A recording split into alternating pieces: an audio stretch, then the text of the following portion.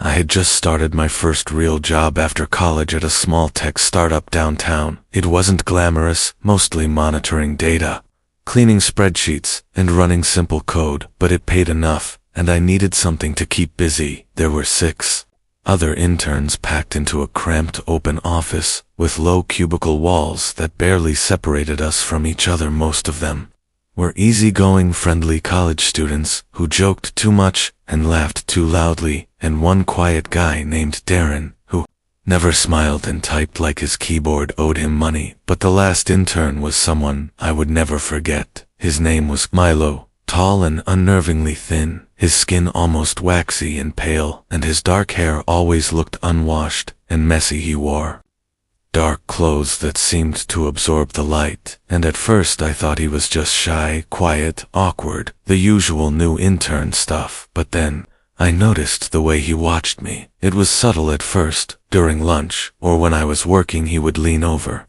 the cubicle wall head just barely above it, but the shadow he cast over my desk was long, heavy, and suffocating. His posture unnaturally straight, his movements deliberate and slow, and that smile on his face was sharp, almost predatory, and when he spoke it was in a soft, sing-song voice like a stage actor performing only for me. Small phrases like, "Careful with the files" or "Don't drop the pen." Ronnie in a slow, elongated tone, and when he laughed it never reached his eyes. The other interns noticed but laughed it off, thinking he was just quirky. I tried to ignore it too, but every day it got worse. He lingered longer, minutes at a time, just standing there muttering nonsense, sometimes about numbers, birds, shadows, sometimes nothing at all, but it felt like he was trying to communicate some secret only I could understand. I began to dread coming to work. The feeling of being watched gnawed at my mind, and sleep didn't help at night.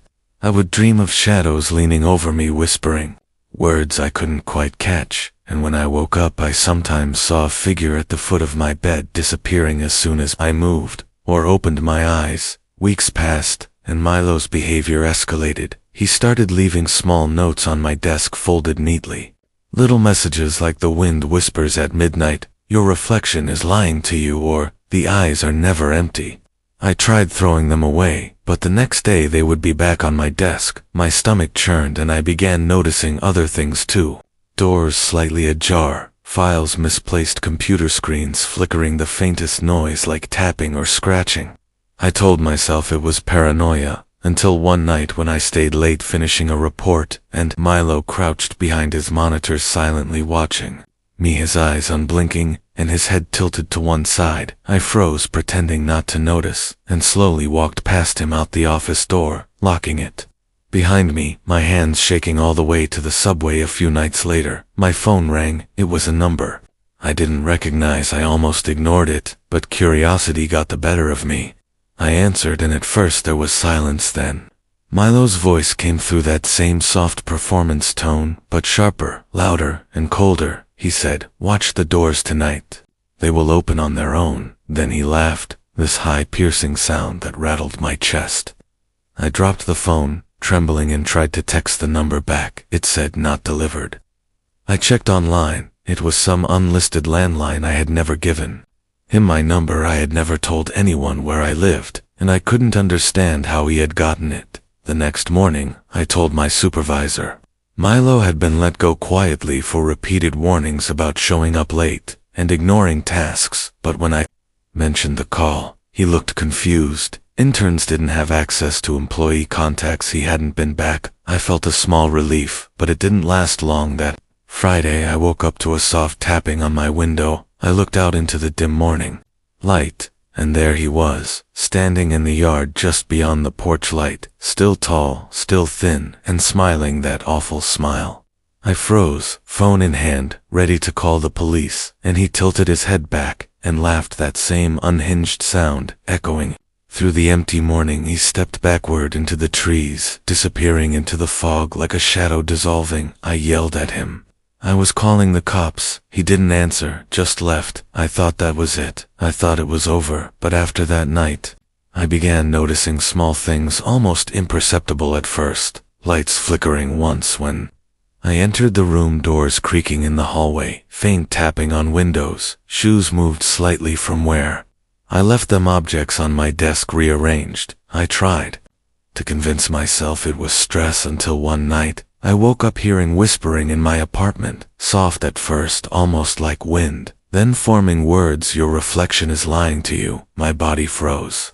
I didn't move. I heard footsteps pacing the room, coming closer, then stopping, then shuffling away.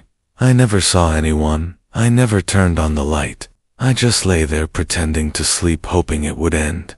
A week later, a letter slipped under my door. No return address, no stamp, just my name, written in sharp, uneven letters. Inside was a single sentence: "Pull back the curtains before the sun sees you," and a crude sketch of a figure standing outside a window. I didn't open my curtains that day, or the next, or any day after. I changed apartments, I changed jobs, I moved cities, but sometimes I catch a glimpse of him in a reflection, just a shadow of that tall, thin figure, his laugh echoing in my memory, the unhinged sound clinging to the back of my mind. Even now, I get chills thinking about the way he studied me, the way he made me his only audience for whatever dark thing he was playing, and no matter how many years pass, I'll never forget Milo standing in my yard, grinning at me in the dim gray light, laughing like the world was his stage, and I was just a prop in his game. And sometimes late at night, when the wind rattles the blinds, I swear